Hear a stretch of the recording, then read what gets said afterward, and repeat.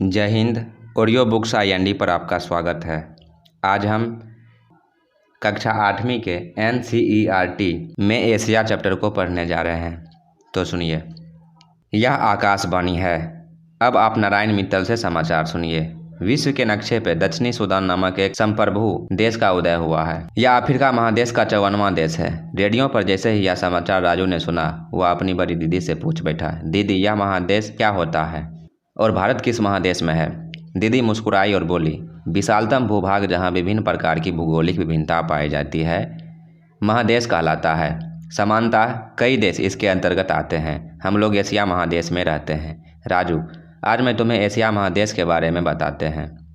Asia विश्व का सबसे बड़ा महादेश है। इस महादेश में विश्व की सर्वाधिक आबादी रहती है। पृथ्वी के स्थल भाग का लगभग 30% हिस्सा पर एशिया महादेश का विस्तार है। विश्व की आबादी की 60% जनसंख्या यहीं रहती है। अंगुलियों पर कुछ जोड़ घटाव करके राजू बोला, लगभग 400 करोड़ लोग यहाँ रहते हैं। यही मतलब है ना? हाँ, दीदी बोली। तुम्हें तो खूब ज्ञान है राजू। अब जरा इस मानचित्र को देखकर एशिया महादेश की चौहद्दी बताओ तो जाने। राजू दीवार पर टंगे मानचित्र के पास जाकर खड़ा हो गया और कहने लगा, दीदी, एशिया के पूर्व में प्रशांत महासागर, पश्चिम में यूरोप और अफ्रीका महादेश तथा दक्षिण में हिंद महासागर और उत्तर में अटलांटिक महासागर है। शाबाश, थोड़ा और बताओ, दीदी ने कहा। राजू उत्साहपूर्वक बताने लगा, लाल सागर और सुएज नहर एशिया को अफ्रीका महादेश से अलग करते हैं। यूरोप से यह प्रधानतया यूराल पर्वतमाला द्वारा अलग होता है। एशिया को यूरोप से अलग करने वाले में डार्डेनेलिस जलसंधि, बॉस्फोरस जलसंधि, मारमारा सागर, काला सागर, कैस्पियन सागर, यूराल नदी की भी भूमिका है। बड़ी दीदी ने राजू की पीठ थपथपाई और कहा, राजू, गलों पर एशिया महादेश की स्थिति देखकर यह पूर्वी गोलार्ध में राजू, गलों पर एशिया महादेश की स्थिति देखने पर यह पूर्वी गोलार्ध से भूमध्य रेखा से उत्तरी अटलांटिक महासागर तक फैला है। यह 10 डिग्री दक्षिण से 80 डिग्री उत्तर अक्षांश तथा 20 डिग्री पूर्वी देशांतर से पूर्व दिशा की ओर अंतर्राष्ट्रीय तिथि रेखा को पार करते हुए 170 डिग्री पश्चिमी देशांतर तक फैला हुआ है। दीदी ने अपनी अंगुलियों को गोलोब पर घुमाते हुआ कहा। राजू ध्यान से गोलोब पर एशिया के फैलाव को देखता रहा। दीदी ने आगे कहा, राजू, एशिया महादेश का आकार विशालकाय है, इसलिए यहाँ भौतिक और जलवायु संबंधित विविधता पाई जाती है। यही कारण है कि यहाँ सांस्कृतिक विविधताओं को प्राचीन से ही पनपने और विकसित होने का मौका मिला है। मानचित्र की ओर गौर से देखते हुए राजू बोल उठा, दीदी, एशिया का तट काफ़ी कांटा छटा है। यहाँ महासागरीय जलसंधि स्थल भाग में बहुत अंदर तक घुस गए हैं। हाँ, दीदी बोली, इसलिए तो यहाँ कई प्रकार के प्रायद्वीपों का निर्माण हुआ है। अरब प्रायद्वीप, भारतीय प्रायद्वीप, मलय प्रायद्वीप, हिंद चीन प्रायद्वीप, कमचटका प्रायद्वीप, कोरिया प्रायद्वीप इत्यादि। Indonesia, Philippines, Japan, Taiwan, Sri Lanka आदि बड़े बड़े द्वीप भी हैं जो मुख्यतः दक्षिण और पूर्व में स्थित हैं। दीदी, अब थोड़ा एशिया महादेश के भूखंड के बारे में बताइए ना, राजू ने आग्रह किया। हाँ, क्यों नहीं। अत्यंत विशाल भूखंड होने के कारण यहाँ प्राकृतिक बनावट में बहुत विविधता पाई जाती है। यहाँ पहाड़, पठार, मैदान सभी मिलते हैं। या उपग्रह से प्राप्त चित्रों को हम देखें तो एशिया के मध्यवर्ती हिस्से में मोरदार पर्वत की विशालकाय श्रृंखलाएँ मिलती है। ये श्रृंखलाएँ पामीर के पठार से विभिन्न दिशाओं में फैली हुई है। इसके पश्चिमी भाग में दक्षिण पश्चिमी एशिया के पहाड़ों की श्रृंखला है। यहाँ आर्मेनिया की गांठ भी महत्वपूर्ण स्थान रखती है। पामीर की गांठ से दक्षिण पूर्व हिस्से में हिमालय पहाड़ की श्रृंखला फैली हुई है। यह संसार का सबसे ऊंची एवं नवीन पर्वत श्रृंखला है। इसकी सबसे ऊंची चोटी माउंट एवरेस्ट है, जो विश्व का सबसे ऊंचा शिखर है। इसकी ऊंचाई 8,848 मीटर है। हिमालय तथा कुन लुन पर्वत श्रेणी के बीच तिब्बत का पठार है।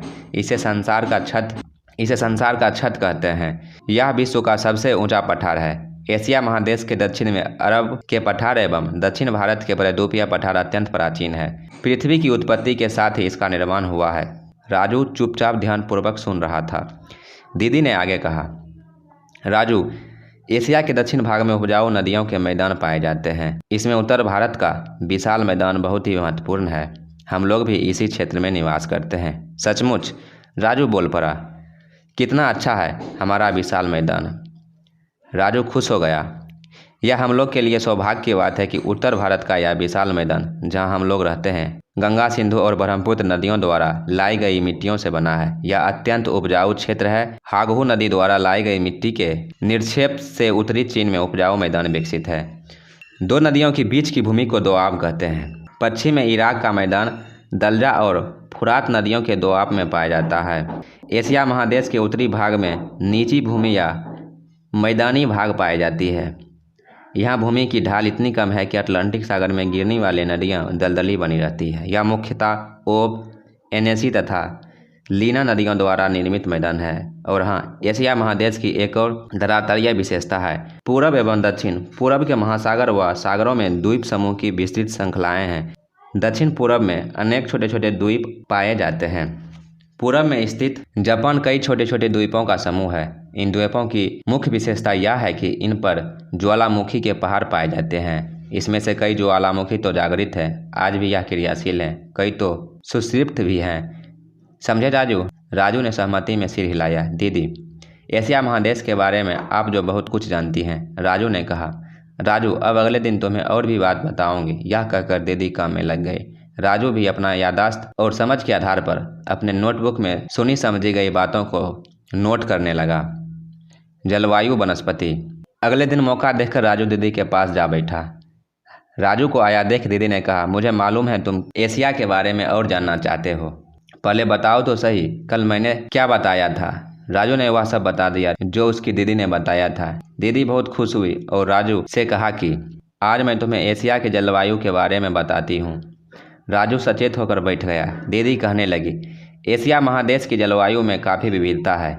इसी महादेश में सर्वाधिक ठंडा प्रदेश और सर्वाधिक गर्म प्रदेश तो पड़ता ही है। सबसे आर्द्र और सब शुष्क क्षेत्र भी पाए जाते हैं। इस महादेश का अक्षांशीय एवं देशांतरीय विस्तार बहुत अधिक है।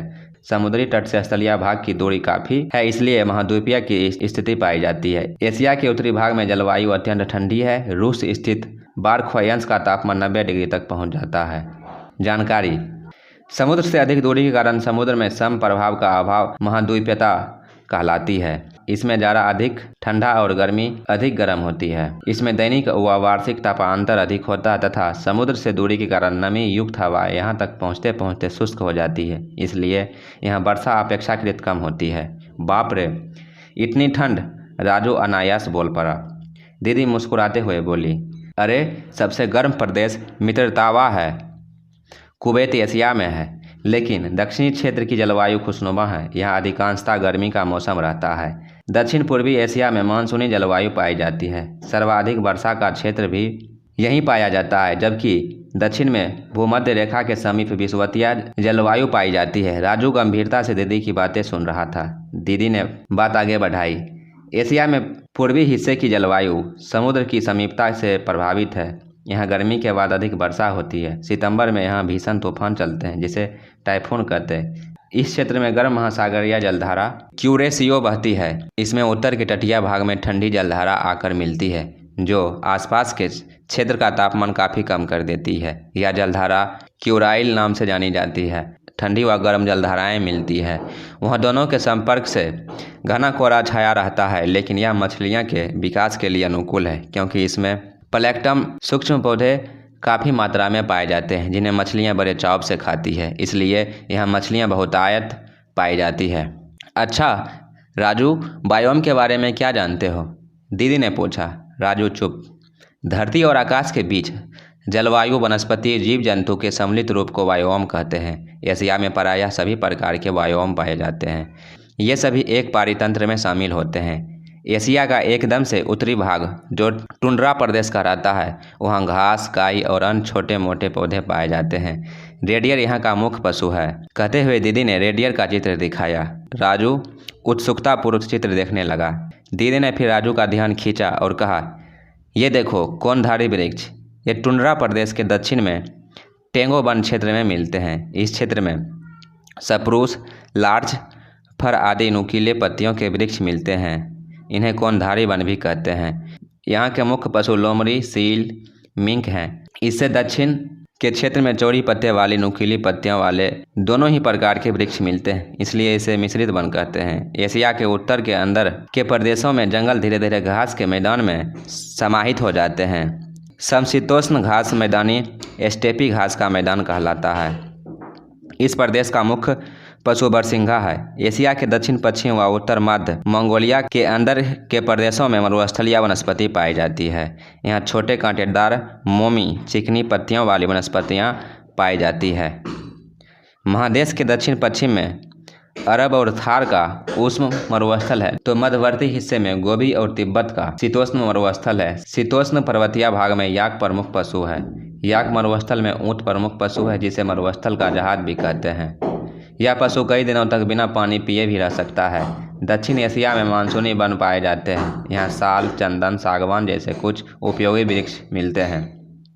हाथी यहाँ का विशिष्ट पशु है। उत्तरी पूर्वी एशिया में अपेक्षाकृत ठंडी जलवायु मिलती है, इसलिए यहाँ शीतोष्ण वन पाए जाते हैं। एशिया के एकदम दक्षिणी भाग में जहाँ विषुवतीय रेखा जलवायु है, वहाँ विषुवतीय रेखा वन पाए जाते हैं।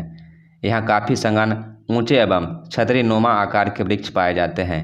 धरातल लताओं बीतानों से भरा रहता है, इसलिए सूर्य की किरणें धरातल तक नहीं पहुँच पाती है, इसलिए इन्हें अंधेरी वन भी कहा जाता है। चूँकि यहाँ सघन वन होते हैं, अतः सूर्य की किरणें उन तक नहीं पहुंच पाती है। फलतः लता बीतानों में सूर्य की किरणें तक पहुंचने की होड़ लगी रहती है, जिसके कारण ये काफ़ी लंबे एवं ऊंचे होते हैं। अतः फौंदने वाली पशु जैसे लंगूर, बंदर आदि पाए जाते हैं। यह हमारे एशिया महादेश की जलवायु एवं वनस्पति संबंधित विभिन्नता हैं। इतना कहकर दीदी ने राजू की गाल थपथपाया। आज इतना ही कहकर दीदी उठ गई। राजू भी एशिया महादेश की इन विभिन्नताओं के बारे में जानकर बहुत खुश हुआ। जनसंख्या। राजू अगले दिन स्कूल से वापस लौटते ही दीदी से मिला और बोला, दीदी आज हमारे स्कूल में विश्व जनसंख्या दिवस का आयोजन किया गया। लेक पेंटिंग की प्रतियोगिता भी हुई। हमारे शिक्षक ने बढ़ती जनसंख्या के दुष्प्रभाव भी बताए और जनसंख्या कम करने के प्रति सजग रहने को भी कहा। हमें अपने देश महादेश को जनसंख्या विस्फोट से बचना चाहिए। दीदी बोली, राजू तुम्हें मालूम है कि हमारे एशिया में रहने वाले लोगों की यदि मानव श्रृंखला बनाई जाए तो विषुवत रेखा पर वह 100 बार बनेगी। चीन और भारत तो विश्व के सर्वाधिक जनसंख्या वाले देश हैं। एशिया महादेश में सर्वाधिक जनसंख्या पाए जाने के कारण ही इसे मानव का घर, होम ऑफ मैन कहा जाता है। और हाँ, जीवन प्रत्याशा भी एशिया महादेश के जापान में सबसे अधिक पाई जाती है। जनसंख्या अधिक होने के बाद भी मज़ेदार यह है कि कई ऐसे स्थान हैं जहां बहुत कम मानव निवास करते हैं और कई स्थान ऐसे हैं जहां काफ़ी अधिक जनसंख्या निवास करती है। एशिया के जनसंख्या वितरण के मानचित्र को देख लें तो यह बात स्पष्ट हो जाती है कि दक्षिण एवं पूर्व के तटीय प्रदेशों में घनी आबादी है। इसके विपरीत एशियाई रूस में जनसंख्या काफ़ी कम है। और हाँ, इस जनसंख्या के बंटवारे में भी मज़ेदार बात यह है कि सिंगापुर शहर की 100% आबादी शहर में रहती है, तो इसके उल्टा भूटान में 93% लोग गांव में रहते हैं। अरे यह तो बड़े मज़ेदार बात है। राजू बीच में बोल उठा। हाँ, जनसंख्या के इस शहरीकरण को ऐसे भी समझ लो राजू। यह कहकर दीदी ने आलेख बनाया। दक्षिण एशिया 5%, दक्षिण पूर्व एशिया 43%, दक्षिण पश्चिम एशिया 73%। स्थान विशेष में निवास करने वाले निवासियों के जीवित रहने की औसत आयु जीवन प्रत्याशा कहलाती है। दक्षिण एशिया के 8 महत्वपूर्ण देशों का संगठन सार्क कहलाता है। दक्षिण एशिया क्षेत्र सहयोग संगठन सार्क की स्थापना 1985 में हुई थी। इसका मुख्यालय नेपाल काठमांडू में है। भारत, नेपाल, श्रीलंका, बांग्लादेश, पाकिस्तान, भूटान, अफगानिस्तान, मालदीव इसके सदस्य हैं। राजू ने गौर से देखा और कहा, दीदी इसे देखने से यह पता चलता है कि दक्षिण एशिया की कुल आबादी का 29% ही शहरीकरण हुआ है, जबकि दक्षिण पश्चिम एशिया की 2/3 आबादी शहरी है। बिल्कुल ठीक कहते हुए दीदी ने राजू की पीठ थपथपाई, लेकिन राजू ने संशय जाहिर की, जनसंख्या का वितरण और शहरीकरण में इतनी असमानता क्यों? तुम्हारा प्रश्न बिल्कुल ठीक है। देखो, जलवायु, मिट्टी, जल की उपलब्धता आदि जनसंख्या के वितरण को प्रभावित करते हैं। वही यातायात, संचार के साधन, औद्योगिक विकास, रोजगार के साधन, नागरिक सुविधाएं इत्यादि शहरीकरण के वितरण को प्रभावित करते हैं। हाँ, ये बात तो है। दीदी, अपने ही मोहल्ले के कई लोग तो नौकरी के लिए बड़े शहर के लिए चले गए। राजू बोला। हाँ, दीदी ने सहमति में सिर हिला दी। जनसंख्या के अत्यधिक बढ़ जाने से कई समस्याएं पैदा होती है। एशिया महादेश के 70% लोग कृषि से जीविका प्राप्त करते हैं। कृषि भी लगभग परंपरागत ढंग से होती है, अतः बढ़ती हुई जनसंख्या की निर्वाह मुश्किल होता जा रहा है। जनसंख्या का घनत्व भी बढ़ रहा है और भूमि का दबाव भी बढ़ता जा रहा है। बढ़ती जनसंख्या का कुप्रभाव सामाजिक, आर्थिक, राजनीतिक एवं सांस्कृतिक जीवन पर पड़ता है। हाँ दीदी, इसलिए तो सरकार भी छोटा परिवार रखने को कहती है। बिल्कुल सही। सांस्कृतिक विविधता। दीदी, एशिया महादेश की कुछ सांस्कृतिक विशेषताओं और पहचान के बारे में बताइए। राजू ने उत्सुकता जाहिर की। इसके बारे में मैं तुम्हें कल बताऊंगी, कहकर दीदी ने राजू को वहाँ से जाने का इशारा किया। राजू भी आदर से उठकर चल दिया। अगले दिन राजू को दीदी ने बुलाया और उसके हाथ में एक किताब थमा दी। कहा, इसको पढ़ो, इससे तुम्हें एशिया की संस्कृति की झलक मिलेगी। राजू किताब पढ़कर खुश हुआ। किताब लेकर वह पढ़ने बैठ गया।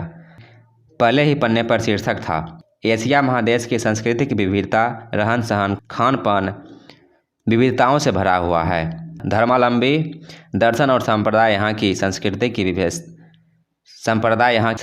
की विशेषता है। विश्व की सभी धर्मों की उत्पत्ति इसी महादेश की धरती से हुई है। हिंदू, मुस्लिम, ईसाई और बौद्ध मतावलंबियों की प्रमुखता है। विश्व की प्राचीन सभ्यताओं का विकास इसी महादेश की नदी घाटियों में हुआ है। दजला फुरात नदी घाटी में मेसोपोटामिया की सभ्यता, इराक सिंधु घाटी की सभ्यता, भारत पाकिस्तान होंगू नदी घाटी सभ्यता, चीन से सभी एशिया महादेश में विकसित हुए हैं। इतनी सारी सभ्यताओं का एक महादेश में उत्थान और पतन एक अभूतपूर्व घटना है। इसलिए तो एशिया महादेश को सभ्यता का पालन कार्डल ऑफ सिटीजन कहा जाता है। जलवायु की विभिन्नता के कारण इस महादेश में विभिन्न निर्जातियाँ पाई जाती है। इन निर्जातियों ने पहाड़ों, मरुभूमि, घास के मैदान, जंगल, नदी घाटी में बड़ी कुशलता से अपना समायोजन किया है। कुछ निर्जाति समूह शिकारी एवं संग्राहक हैं, तो कुछ ऋतु प्रवास को अपनाते हैं। मैदान व नदी घाटी में कृषक समाज ने परंपरागत कृषि और आधुनिक कृषि के तरीके को समन्वित रूप से अपनाया हुआ है। जैसे जापानी कृषक 20वीं सदी से